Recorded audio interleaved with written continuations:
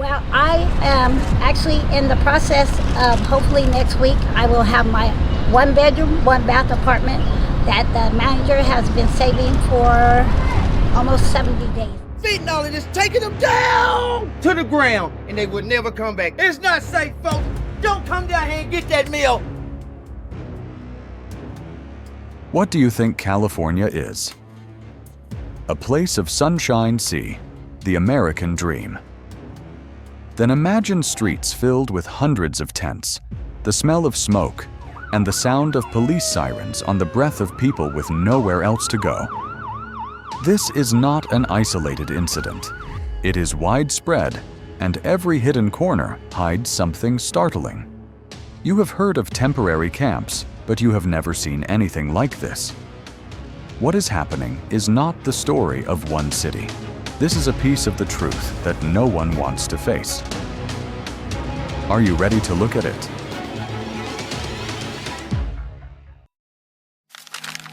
Number 1. California's most haunted camps. The beach is still blue. The waves are still crashing.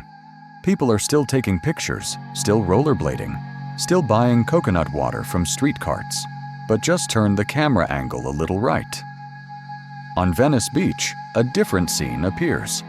Makeshift tents covered with plastic tarps, bicycles with no seats propped up against graffiti walls, and eyes avoiding the camera lens. The air here isn't loud, it's just heavy. Heavy as the lingering, unexplained existence of dozens of tent encampments that occupy the beachfront, once a living symbol of Los Angeles. Not a slum, not a wasteland. The tents sit on the edge of tourist shops, cafes, outdoor gyms. A few years ago, such an area would have been evicted in a matter of days. Now, people walk around it as if it were an accepted part of urban life. In other parts of the city, many streets are starting to have their own identity places, with permanent tents, places with carts full of clothes, places with lights made from store signs. You no longer need a map to find the campsites, just walk a few blocks and you'll see them. Venice is not alone in this image. In San Francisco, the Tenderloin district is the most unmanageable form of modern urbanism, where sidewalks become residential areas. Sidewalks become living spaces, and the distance between pedestrians and people huddled against walls is almost zero.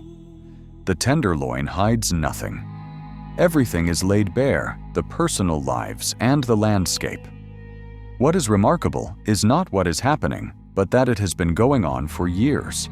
The camps are not exactly organized, but operate by their own rules. The more left untouched, the stronger they grow.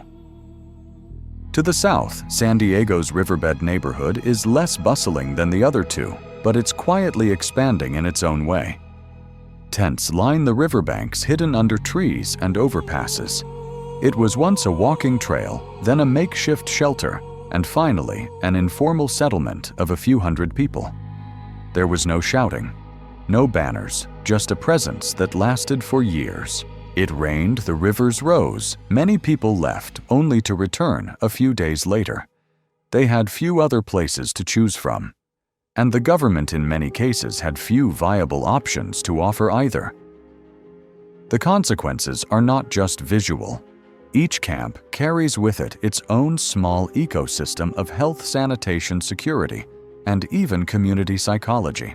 Nearby residents have had to adapt to the new reality, closing additional gates, changing their child pickup and drop-off routes, getting used to seeing police cars parked in front of their doors multiple times a week.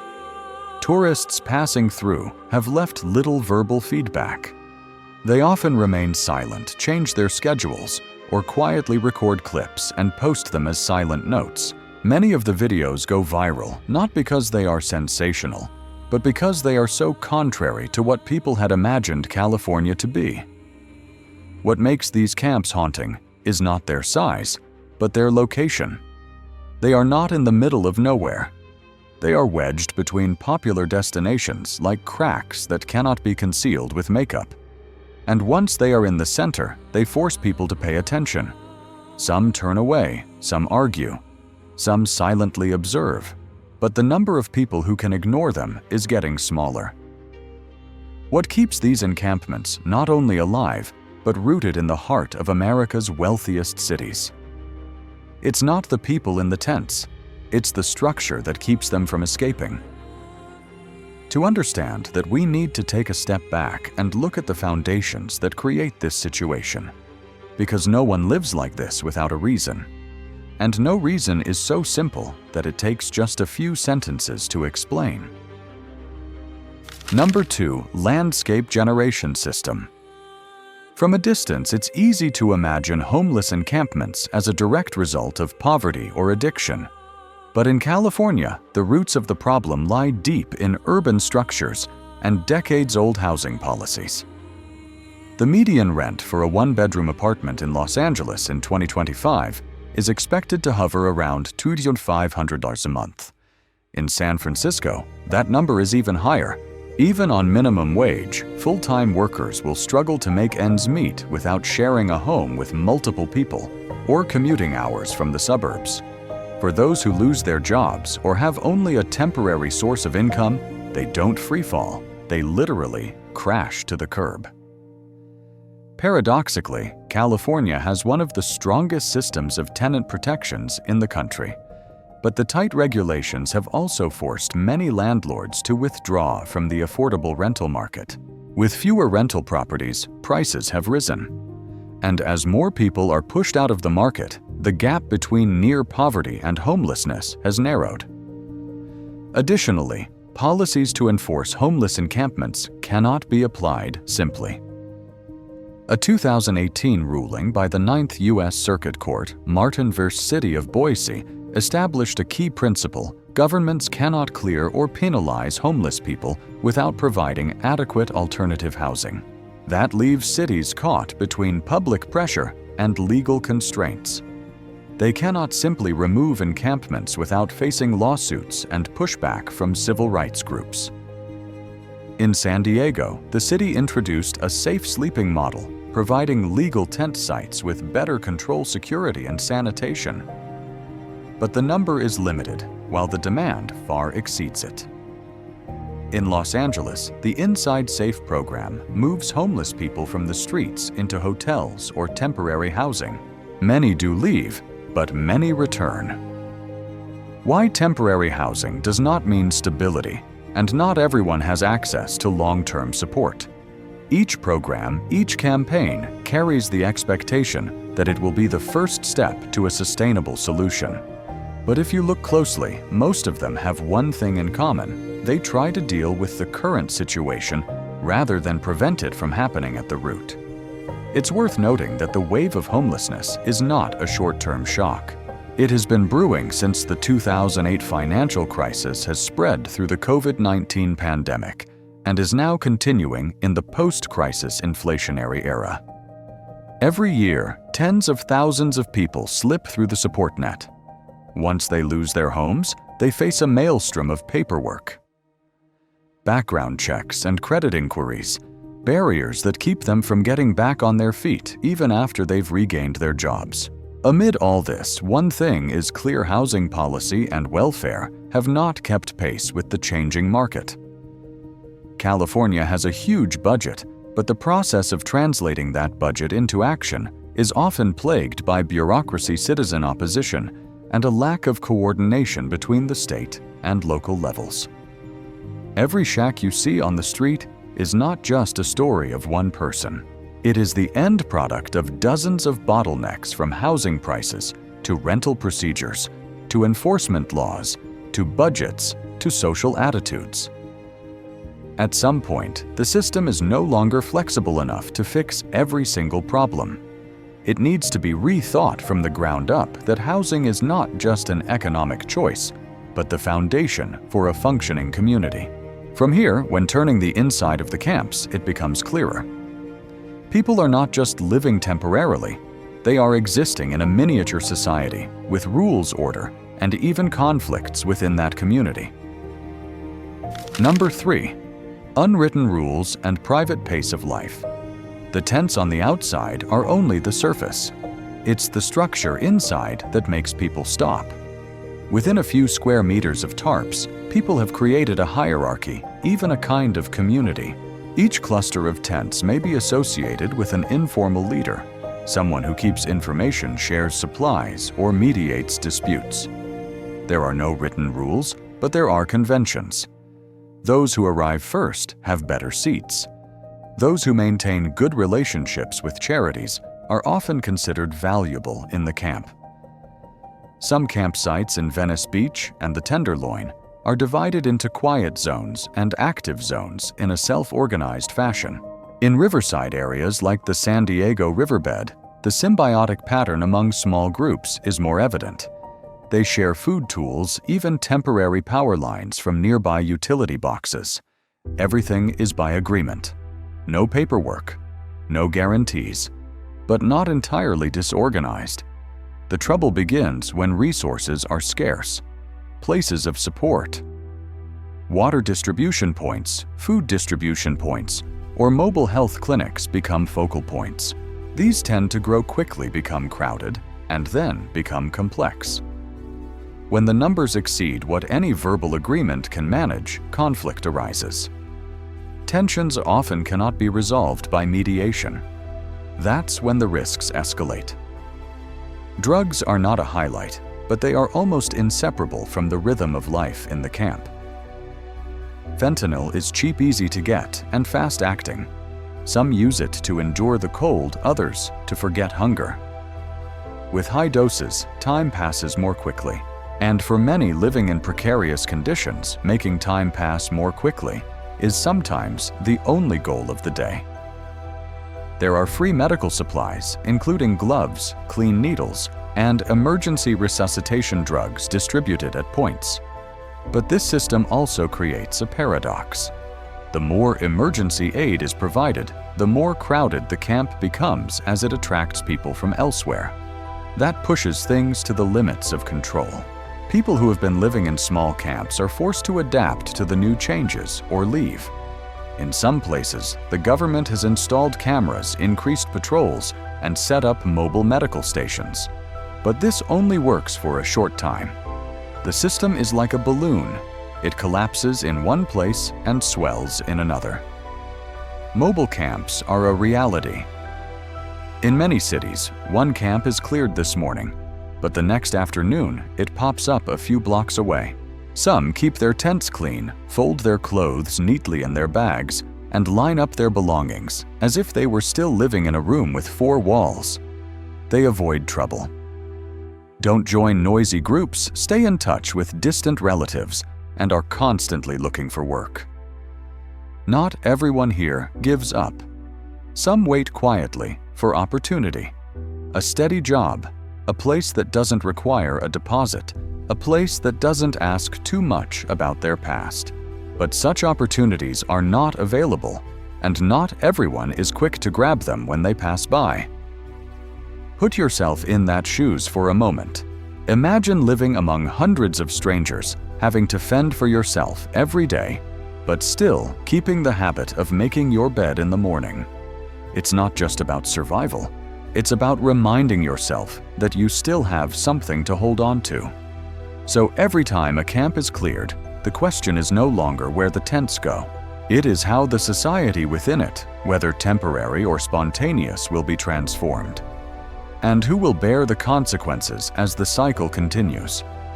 The answer in part can be seen in how governments are responding, not just by making decisions, but by allocating power budgets and policy priorities within each region. Number 4. The reaction of 9 powers. Inside Safe program is considered one of the most prominent efforts. The mayor pushed to move homeless people from the streets into hotels or shelters. Hundreds have joined. Some camps along Venice Beach have been cleared, and sidewalks are open again. On paper, the progress is remarkable. But those nice numbers don't fully reflect the reality. Some people leave the camps for short stays in hotels, then return. They talk about isolation, lack of mental health support, and strict rules that make their new lives more restrictive than the sidewalks. San Francisco has launched several clearance campaigns for the Tenderloin encampments. Over the course of a year, more than 200 tents have been removed. The workforce has been beefed up. Surveillance infrastructure has been expanded. But the neighborhood has kept its old rhythm, people in people-out camps, disappearing and popping up in other corners. The effectiveness of these campaigns hinges largely on the ability to transition from tents to homes, from homelessness to stable housing. But that is the weakest link. Safe Sleeping Program takes a different approach. Instead of clearing camps, the city establishes designated tent sites with sanitation security and medical assistance. Some of these sites work quite well in maintaining order, but limited space-long wait lists and a street permit mentality also mean many people choose to stay in their old camps for flexibility. There is a marked heterogeneity between cities. There is no common model. Each operates according to its own strategies, its own resources, and sometimes its own definition of success. This leaves thousands of people trapped in a vacuum of half-baked policies, enough to move, not enough to start over. State and federal laws make enforcement a tightrope walk. On one end are administrative decisions requiring the cleaning of public spaces. On the other, judicial regulations prohibit enforcement if there is no alternative housing. Between those two poles, cities are constrained in their ability to implement short-term solutions. The state budget for addressing homelessness runs into the billions of dollars each year, but translating that budget into action requires a series of intermediaries: county governments, contractors, nonprofits, and local task forces. The result is a slow, ineffective, and sometimes disconnected response. The biggest bottleneck may lie in political priorities. A forced eviction campaign may produce positive short-term visuals, clean sidewalks, a tourist area back to normal, but without a sustainable logistical solution, it only creates a cycle of clearing and regrowing clearing and reoccupying. It becomes an image game rather than a long-term strategy. It is clear that each city is trying to save itself rather than act as a shared ecosystem. Meanwhile, homeless people are constantly moving between regions looking for less control, more livable places, or places with more support. This makes individual efforts wasteful without regional coordination. Listening to residents, activists, and government speak together, you feel like you're in the middle of a never-ending debate. Each side is right in its own way, but neither has the resources to address the root causes. Each plan seems reasonable on its own. But put together on the map of the state, they create a patchwork of contradictions.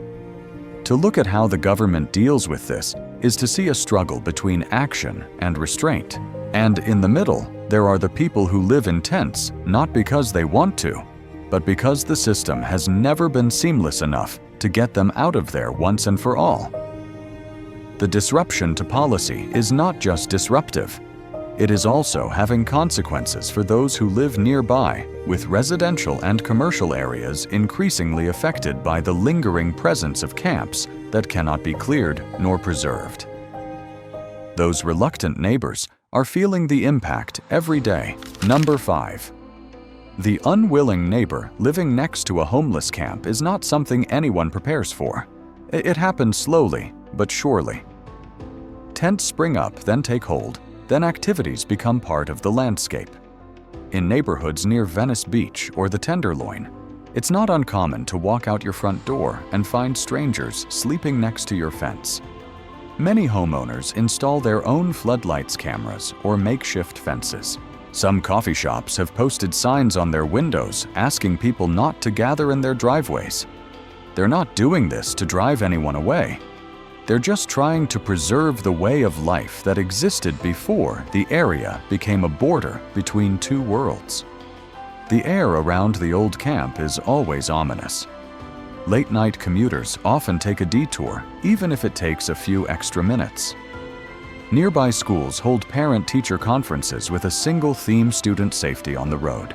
Weekend afternoons that used to be filled with dog walkers and families on bicycles are now quiet. Not because anyone hates it, but because everyone is tired of feeling on guard all the time. In tourist areas, the impact is even more evident through the eyes of strangers. Many do not react strongly, simply staying silent, avoiding or ending their visit earlier than expected. Places that have been checked in millions of times online are now sometimes overlooked because of unedited photos, images of tents clinging to famous locations amidst a sea of people passing by. The service sector was the first to be affected. Restaurants and hotels around the camp reported a decline in visitors. Some small businesses chose to close early, not because they were bankrupt, but because the environmental pressures made it difficult to continue operating. Amid this change, longtime residents feel left behind in their own city. They don't dispute the right of homeless people to exist, but they can't ignore the transformation of sidewalks into permanent housing. They sign petitions, attend community meetings, write letters to city council, but all revolve around one common desire: to restore a sense of stability and safety. In areas where social housing is planned, the atmosphere is even more tense. Some residents are reacting strongly, fearing that the residential area will become a testing ground for policy. They are not rejecting a long-term solution, but they are demanding transparency: who will live there, how it will operate, and who is responsible for managing it. This is not selfishness. It is the result of too many years of seeing plans start and then stop, programs implemented and then disappear. The emotions of the community are not always clear, but they are there, a mixture of compassion and weariness, a desire to help, and a fear that things will continue to go wrong. The hardest part of this picture is not finding the right side. It is accepting that everyone is struggling to endure an unbalanced system.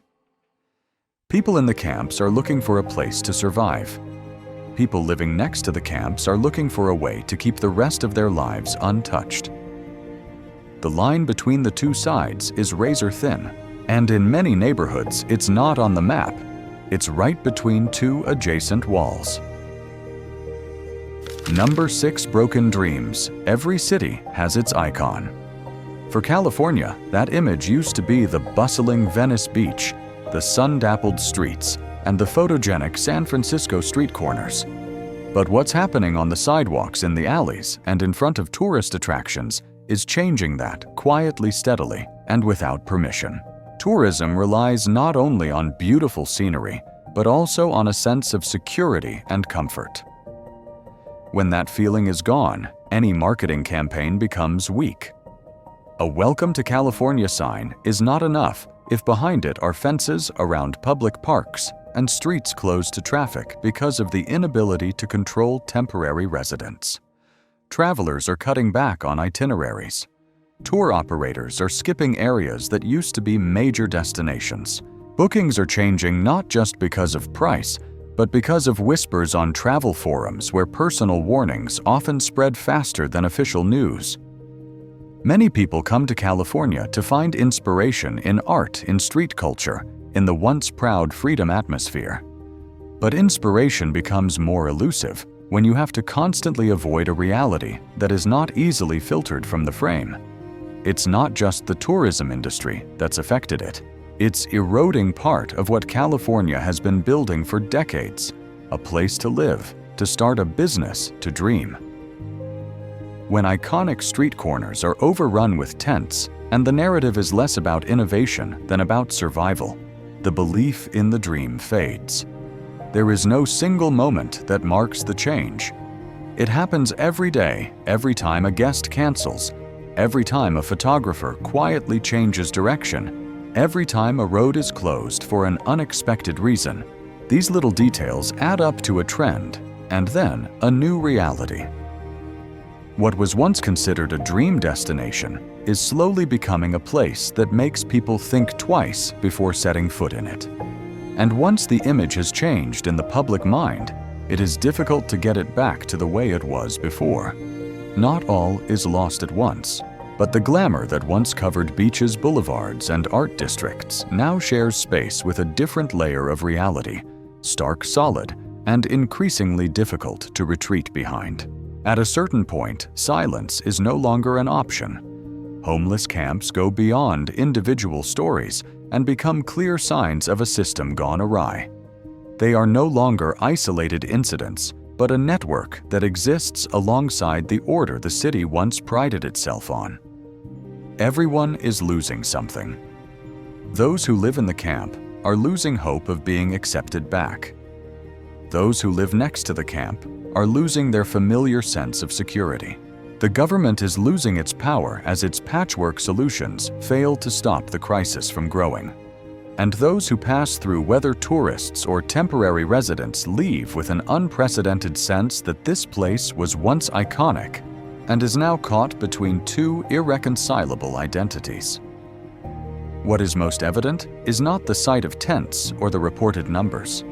It is the widening gap between the classes, the powerlessness that is masked by the slogans of reform. The price is not only the occupied sidewalks, but also the gradual erosion of community trust. California has no shortage of resources, nor of ideas.